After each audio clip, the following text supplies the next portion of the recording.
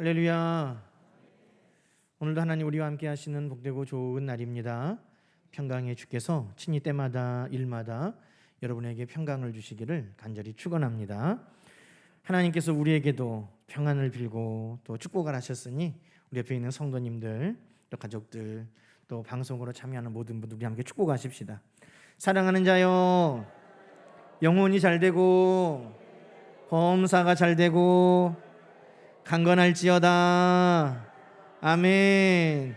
우리 하나님 앞에 감사의 박수를 올려드립시다. 아멘. 아멘.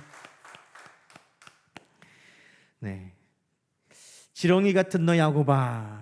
지난주에 우리가 정말 지렁이 같은 우리 인생 가운데 어떻게 하나님께서 함께 하시는지 우리가 감사의 이유들을 찾아봤습니다.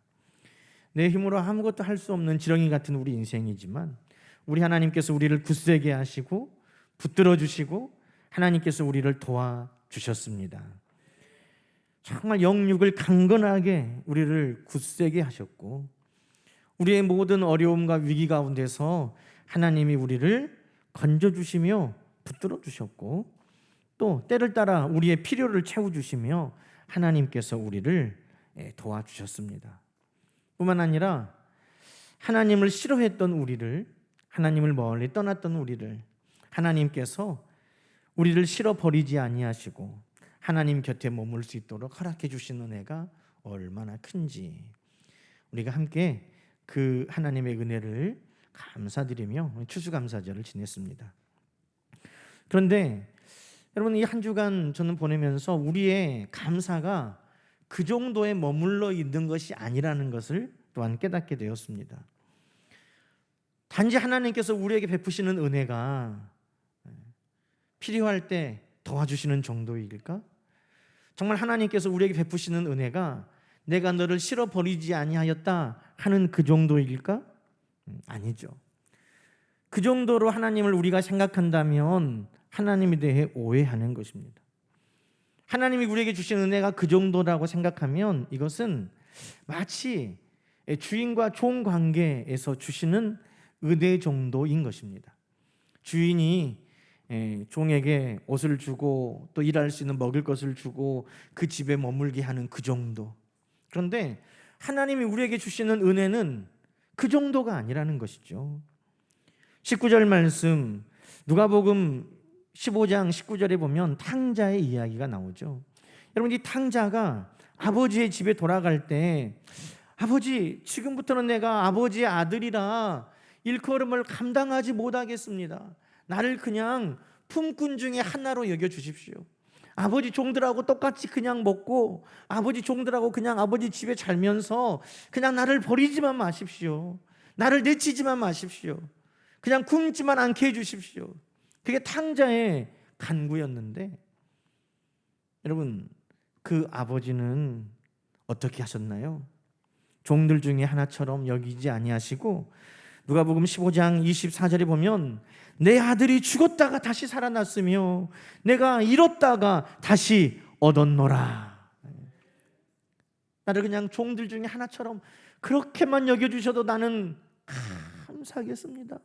이 마음으로 아버지의 집을 향하여 왔는데 그 아버지는 죽었던 내 아들이 살아 돌아온 그 기쁨으로 그 아들을 맞아 주었다는 것입니다.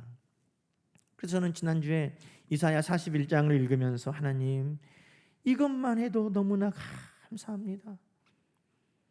때를 따라 도와주시고 하나님 곁에 머물게만 해주신 것도 감사합니다. 그렇게 그 기쁨과 감격을 누렸는데 이사야 43장에 또 다시 읽어보니 하나님이 저에게 원하시는 감사와 기쁨의 정도가 그 정도가 아니더라는 것이죠. 하나님은 자녀로 맞아주시는, 아들로 우리에게 넘치도록 베풀어 주시는, 아들로 우리를 사랑하여 주시는 하나님의 그 사랑의 감격을 우리 가운데 원하시는 것을 알게 되었습니다. 아낌없이 아들에게 내어주시고 아낌없이 사랑해 주시는 그 하나님께 우리는 더 큰 감사와 영광을 올려드려야 할 줄로 믿습니다. 누가복음 15장 22절 23절 말씀은 그 아버지가 종들에게 제일 좋은 옷을 내어다가 입혀라, 손에 가락지를 끼우고 발에는 신발을 신겨라, 살진 송아지를 끌어다가 잡아서 함께 우리가 즐기자. 여러분,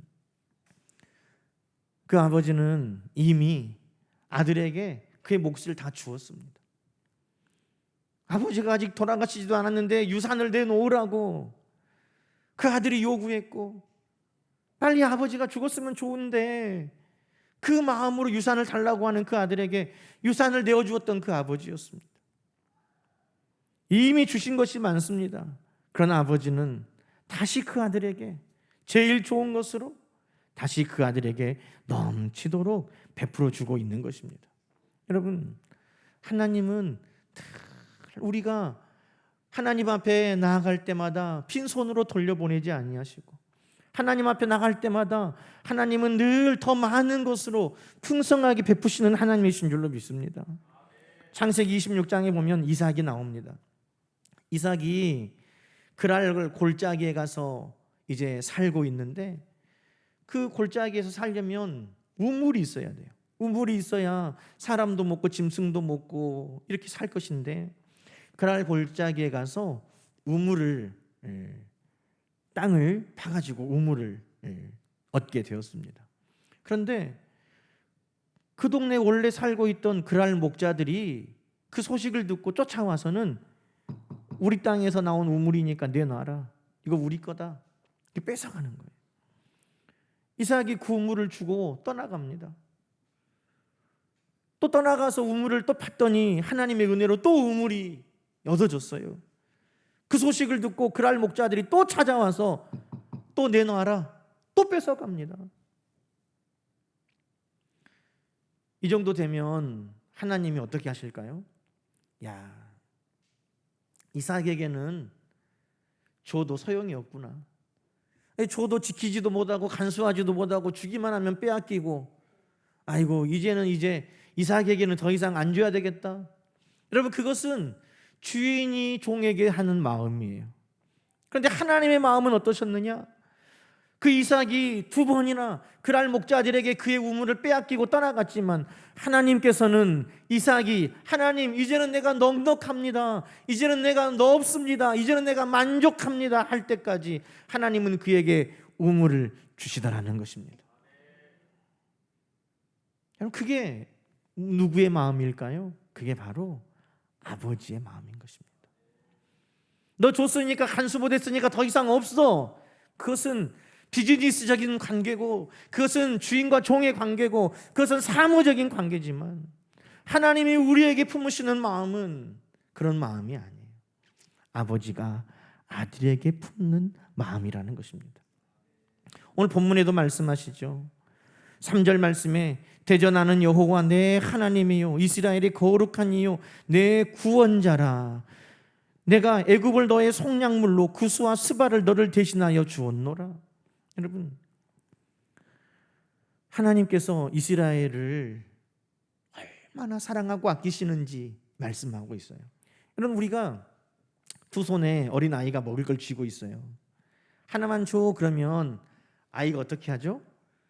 안 주려고 하다가도 또 아이가 마음이 너그럽고 착하면 하나 주죠. 근데 어떤 걸 줍니까? 비교해 보다가 큰 걸 줘요, 작은 걸 줘요?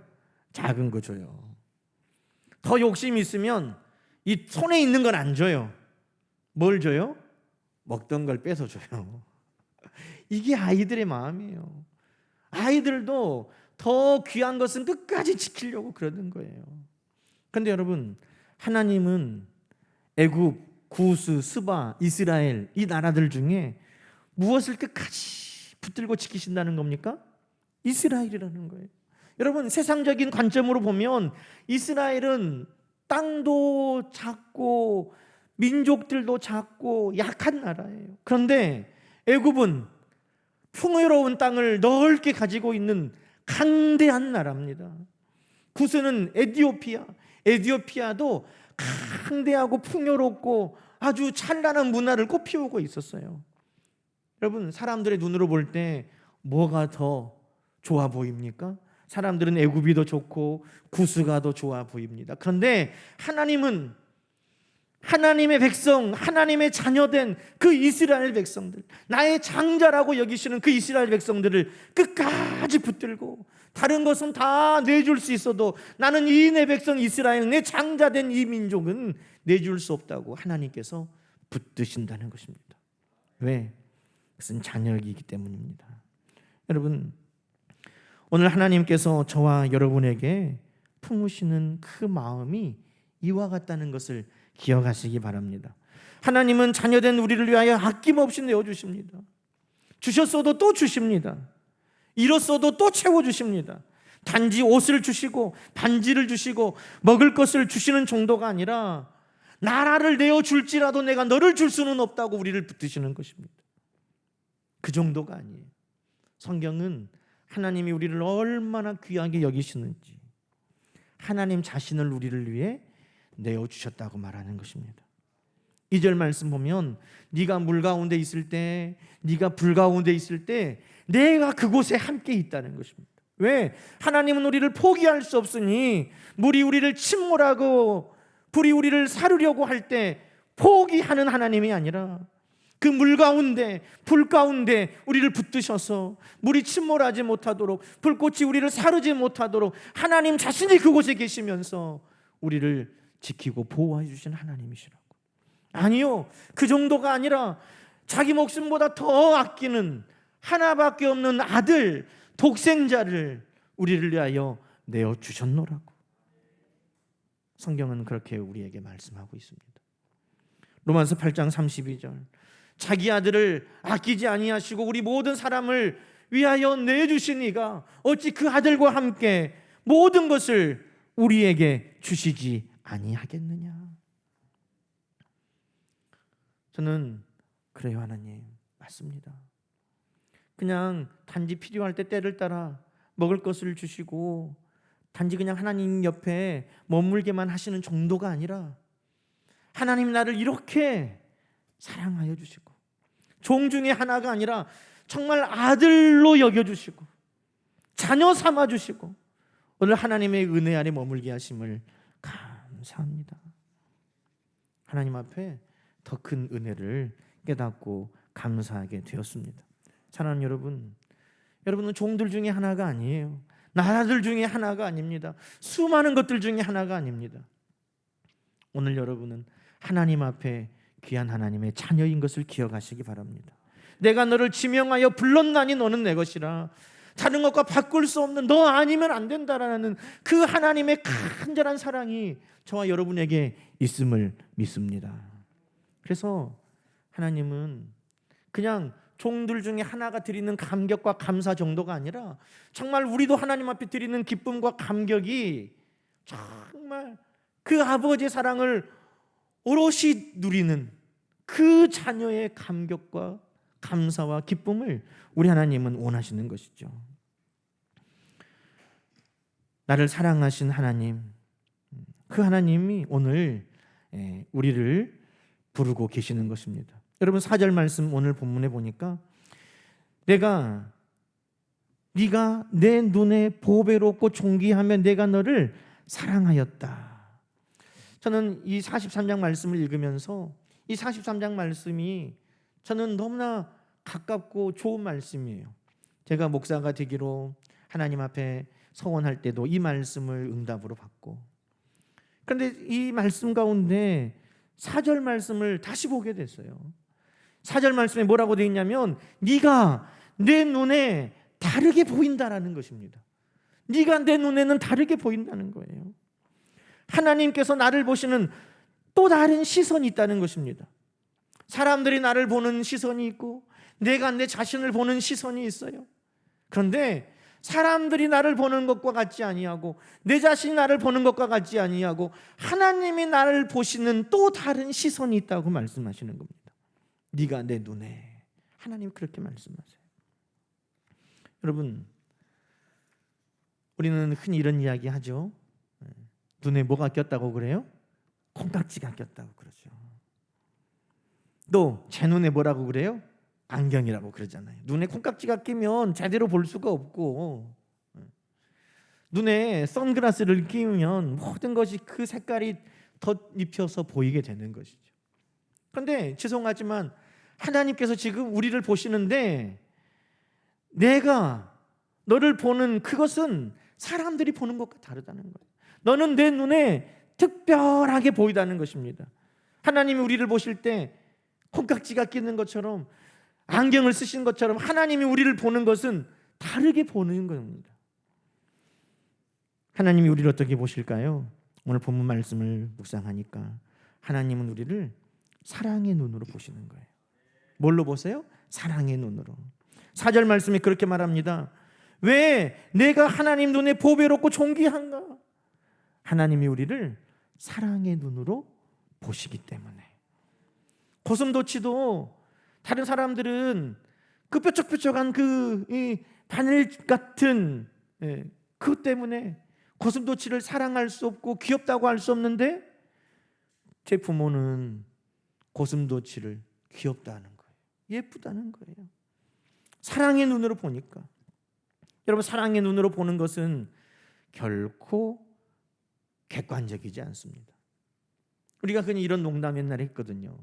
엄마, 친구들이 내 얼굴이 널쩍하다고 놀려. 친구들이 내 얼굴이 넙대대하다고 놀려. 그러니까 엄마가 그런 거예요. 애야, 네 얼굴이 뭐가 높냐? 눈물을 닦아라. 얼굴이 이만하다는 거예요. 그런데 엄마 눈에는 아니에요. 사랑의 눈은 객관적이지 않아요. 여러분, 탕자가 아버지의 집으로 돌아올 장면을 다시 한번 회상해 보세요. 그 탕자가 아버지의 집으로 올 때 여러분, 사람들도 다 봤겠잖아요. 탕자가 집으로 올 때 그 모습이 어땠을까요? 금이 환영하는 모습이었습니까? 아니에요. 다 떨어진 옷을 입고 남루하게 신을 신겨라 하는 것을 보면 아마 신발도 변변하게 신지 못하고 아마 아버지의 집으로 왔던 것 같아요. 옷을 꺼내서 입혀줘라 하는 것을 보면 옷도 다 떨어졌던 것이죠. 돼지들이 먹는 쥐염 열매를 먹으면서 돼지들이 있는 곳에서 함께 살았던 그의 몸에는 그 오물 냄새가 가득했을 겁니다. 사람들이 볼 때 초라한 그 행색, 냄새나는 그 행색을 보고 아마 가까이 하기 싫어했고 멀리했고 아마 손가락질하며 거지라고, 나고자라고, 실패자라고, 소망이 없는 인생이라고 아마 탕자를 다 그렇게 봤을 겁니다. 여러분, 그게 맞잖아요. 그게 객관적인 모습이고 그게 보이는 모습입니다. 그런데 아버지는 아니에요. 아버지는 멀리서 그 아들을 봤다고 말합니다. 아버지의 눈으로 본 것이에요. 치근히 여기고 달려가서 목을 안고 울며 입을 맞추는 그 아버지의 마음. 다른 사람들은 초라한 행색, 냄새 나는 것, 그의 모든 모습을 보고 판단할 때 아버지는 그 안에 보배롭고 존귀한 모습을 보셨던 것입니다. 그게 아버지, 그게 사랑의 눈이라는 것입니다. 사랑하는 여러분, 오늘 세상 사람들은 우리를 어떻게 봅니까? 오늘 세상 사람들이 우리를 보는 눈길이 있어요.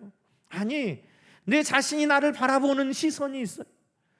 그러나 사람들이 나를 바라보고 내 자신이 나를 바라보는 것보다 더 분명하고 더 확실한 것은 하나님이 나를 바라보시는 그 시선이 더 정확한 것입니다. 보배롭고 존귀하다. 여러분, 성경에 보면 한 사람이 나와요. 욕심이 많아요. 날 때부터 형 뒤꿈치를 잡고 나왔어요. 왜 네가 먼저 나가려고 그래? 내가 먼저 나가야 되는데 엄마 뱃속에서 그렇게 싸웠어요. 아버지도 속이고 형도 속였어요. 외삼촌 집에 가서 살 때에도 외삼촌과 외삼촌 그 자녀들 사촌들이 너 우리 집을 속였지, 우리 아버지를 속였지, 이렇게 이야기해요. 많은 사람들의 눈에 그 사람은 욕심 많은 사기꾼이었어요. 그런데 하나님은 달리 보신 거예요. 하나님은 그 야곱을 하나님을 향하여 간절히 간구하는 자, 하나님의 복을 사모하는 자, 하나님을 향하여 열심히 있는 자로 보신 거예요. 다른 사람들은 야곱을 그렇게 봤지만 하나님은 야곱을 달리 다르게 보셨다는 겁니다. 또 다른 인생도 있어요. 그를 낳아준 아버지도 그런 아들이 있었던가 잊어버릴 정도로 무관심했어요. 형들도 무시했어요. 왜소한 체격에 8째 아들 그냥 좀 멀리 광야에서 양이나 키우고 있는 다윗, 아무도 주목하지 않았지만 시편 27편의 다윗이 내 부모도 나를 버렸지만 이렇게 말할 정도로 그렇게 소외되는 삶을 살았지만, 여러분, 다윗은 그 있는 곳에서 말씀을 묵상하며 하나님을 찬양하고 예배할 때 하나님이 그 다윗을 주목하여 보셨다는 것입니다. 사도행전 13장 22절에 보면 하나님께서 다윗에 대해서 내가 이세 아들 다윗을 보니 그렇게 말씀하세요. 다른 사람들은 주목하지 않았고 보지도 않았고 봐도 왜곡해서 보았고 오해해서 보았지만 하나님의 보시는 시선은 다르다는 거예요. 내가 이세 아들 다윗을 보니 내 마음에 꼭 드는 사람이다. 내가 내 뜻을 다 그를 통해 이루겠다. 여러분, 하나님은 오늘도 다른 사람들이 보는 시선에 따라서 우리를 판단하시는 것이 아니라, 내가 보는 그 판단에 따라서 하나님도 나를 판단하시는 것이 아니라, 나를 가장 잘 아시는 하나님, 나를 사랑하시는 하나님, 그 하나님이 나를 보시는 그 눈이 우리 가운데 있다는 것을 여러분 기억하시기 바랍니다. 그 하나님의 눈은요, 전능하신 하나님의 눈이에요. 여러분, 하나님은 단지 우리를 사랑의 눈으로만 보시는 게 아니라 오늘 또 성경은 말합니다. 1절 말씀 우리가 볼까요? 야곱아, 너를 창조하신 여호와께서 지금 말씀하시느니라. 이스라엘아, 너를 지으신 이가 말씀하시느니라. 여러분, 하나님이 우리를 보시는 시선은 뭡니까? 우리를 만드시고 창조하신 자의 시선으로 우리를 보신다는 것입니다. 여러분, 조각가는 그냥 산에 버려져 있는 바위 돌멩이 하나가 다르게 보이는 거예요. 많은 사람들이 길 옆에 덩그러니 놓여져 있는 그 바위 하나를 아유 쓸모가 없는데 왜 길 옆에 이렇게 거추장스러워 할 때, 놀라운 조각가의 시선은 그 안에 아름다운 조각 작품이 들어있는 것을 보는 것입니다. 그것을 가져다가 놀라운 조각 작품을 만들어내는 거예요. 여러분, 사람들은 우리의 인생의 겉모습만을 봅니다. 이 인생에 무슨 소망이 있을까? 무슨 비전이 있을까? 무슨 계획이 있을까? 바라볼 때, 아니요, 하나님은 우리 안에, 하나님이 창조하시고 만드실 때 우리 안에 계획하신 하나님의 그 섭리 가운데 우리를 바라보신다는 것입니다. 요한복음 1장에 보면 베드로의 형제 안드레가 예수님께 베드로를 데리고 옵니다. 여러분, 우리가 베드로를 잘 알잖아요. 나중에 천국에 가면 베드로 선생 만나겠지만 아마 항의할지 모르겠어요. 술도 좀 하셨을 것 같아요, 제 생각에는. 어부에다가 또 성격이 그냥 호탕하고 화끈하잖아요. 예수님이시다 그러니까 배를 저어가지고 다 예수님 만나러 갈 때 혼자 우통벗고 물이 뛰어들어가고, 얼마나 그냥 성격이 화끈한지 예수님 잡으러 온 대제사장의 종 말고의 귀를 그냥 칼로 잘라버리고, 너희가 나를 버릴 것이다 그러니까 그냥 불같이, 다른 제자들은 다 버려도 나는 안 그런다고, 나는 죽으면 죽었지 안 그런다고. 그럼 베드로 아마 우리가 상상할 수 있을 거예요. 그리고 일자무식, 사도행전에 보면 저가 학문 없는 범인인데, 저가 일자무식한 사람인데 어떻게 이렇게 술술술 이렇게 말씀을 말하고 이렇게 연설을 하냐? 총교 지도자들이 놀랐다고. 다시 말하면 그를 보이는 모습으로 판단할 때 일자무식이었다는 거예요.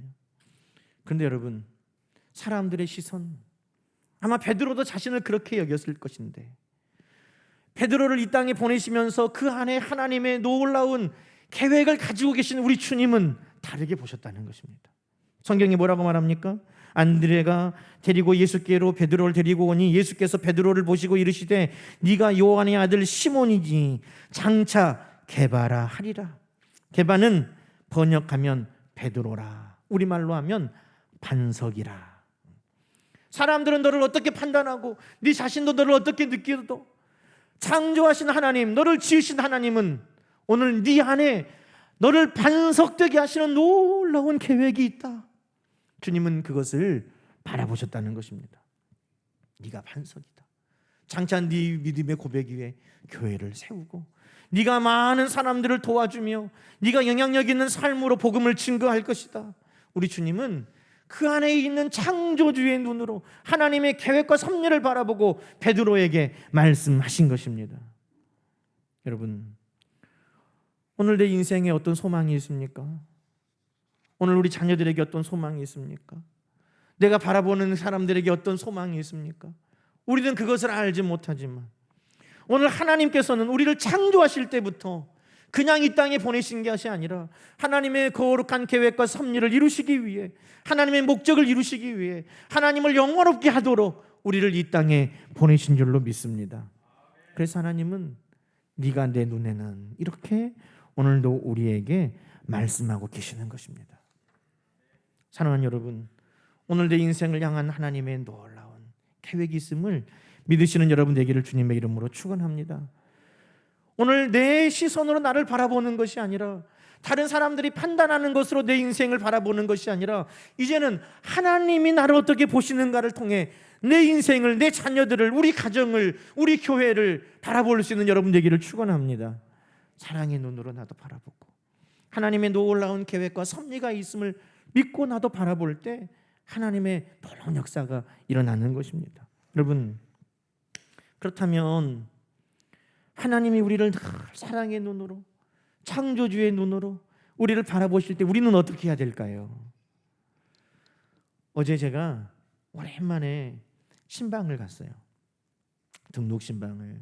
코로나 기간 동안에 신방을 못했는데 우리 조광재 성도님, 남소망 성도님이 3월달에 등록을 했는데 어제 이제 가정의 신방을 갔어요. 코로나 때문에 그 아이 단위가 어리기도 하고 그래서 신방을 갔는데 여러분, 그 부모의 눈이 늘 자녀에게 있어요. 얼마나 예쁜지 그냥 부모를 보면 방긋방긋 웃고 얼마나 예쁜지 제가 농담으로 아내한테 아이고 얘가 너무 예쁜데 우리 아내도 막 예쁘다고 난리더라고. 그래서 하나 더 낳아야 되겠다 그랬더니 여러분처럼 저를 잡아먹으려고 하더라고요. 그런데 여러분, 그 아이가 늘 부모의 시선 안에 머무는 거예요. 부모가 바라볼 때 그 눈을 부모를 향하여 보는 거예요. 저는 하나님이 우리를 자녀로 품고 바라보실 때, 하나님께서 우리를 사랑의 눈으로 바라보실 때, 하나님께서 우리 가운데 놀라운 일을 이루시려고 창조의 눈으로 바라보실 때 우리는 어떻게 해야 될까? 우리는 하나님의 이름이 있고 하나님의 마음이 있고 하나님이 눈이 있는 그곳에 내가 있어야 할 줄로 믿습니다. 열왕기상 8장에 보면 솔로몬이 그렇게 하나님 앞에 기도합니다. 하나님, 이 성전이 하나님의 이름을 두신 곳, 하나님의 눈이 머무신 곳입니다. 그렇죠.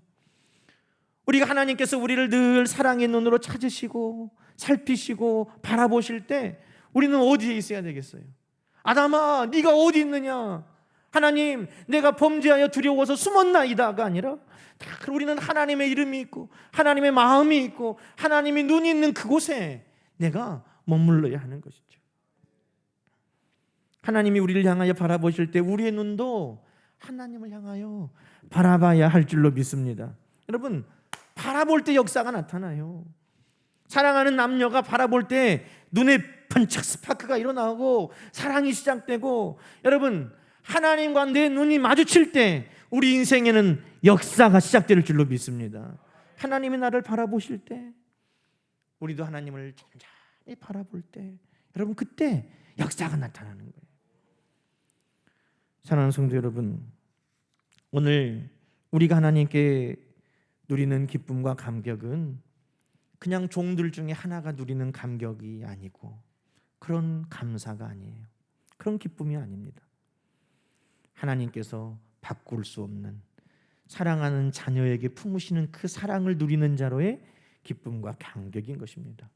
오늘 하나님이 나를 사랑의 눈으로, 창조주의 눈으로, 하나님 오늘도 나를 살피신다는 것을 기억하고 오늘도 하나님의 눈이 시선이 머무는 곳에 내가 있고 내 눈이 하나님의 눈과 마주치는 우리의 삶이 늘 되시기를 주님의 이름으로 축원합니다. 찬양을 우리가 한 곡 하려고 하는데요, 어떤 때는 더 많은 말보다도 설교보다도 찬양 한 곡이 더 우리의 마음을 감동시킬 때가 있어요. 주만 바라볼지라, 우리 찬양 우리 하나님 앞에 우리의 마음의 결단으로, 그래요 하나님 맞습니다. 하나님께서 나를 늘 바라보실 때, 하나님 사랑의 눈으로 나를 바라보실 때 나도 주만 바라보겠습니다. 우리 결단하면서 함께 찬양하십시다.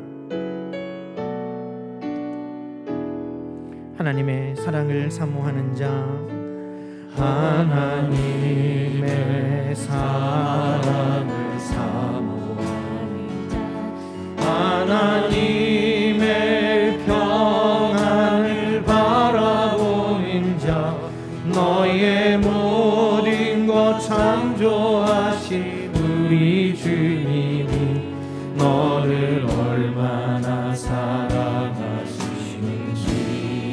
하나님께 찬양과 경배하는 자, 하나님의 선하심을 닮아가는 자, 너의 모든 것 창조하신 우리 주님이 너를 찬양 삼으셨네. 하나님 사랑의 눈으로, 사랑의 눈으로 너를 어느 때나 바라보시고, 하나님 인자한 귀로써 언제나 너에게 기울이시리. 어두움에 밝은 빛을 비춰주시고 너의 작은 시름에도 응답하시. 너는 어느 곳에 있든지 주를 향하고 주만 바라볼지라. 하나님 사랑의 눈으로, 하나님 사랑의 눈으로 나를 어느 때나 바라보시고, 아멘. 하나님 인자한 귀 나에게 귀 기울이신, 언제나 나에게 기울이시니. 어두움에 밝은 빛을 비춰주시. 나의 작은 시름에도 아멘. 나는 어느 곳에 있든지 주를 향하고 주만 바라볼지라. 주만 바라볼지라.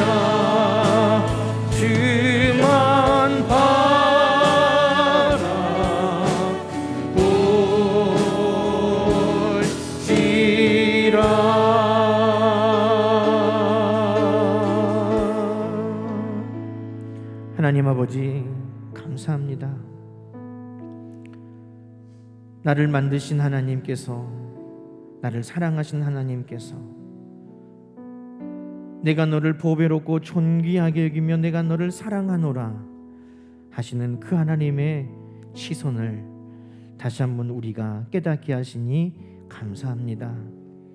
다른 사람들의 판단이나 나의 판단이 아니라 우리 하나님 나를 어떻게 보시는가, 하나님 늘 그 마음을 기억하고 살게 하여 주시고, 그 하나님의 마음이, 그 하나님의 이름이, 그 하나님의 눈이 머무는 그곳에 내가 있으며 나의 눈도 늘 아이가 엄마에게 눈을 맞추는 것처럼 하나님 앞에 내 눈을 맞추며 살아가도록 도와주시옵소서. 예수님의 이름으로 간절히 기도드리옵나이다. 아멘, 아멘.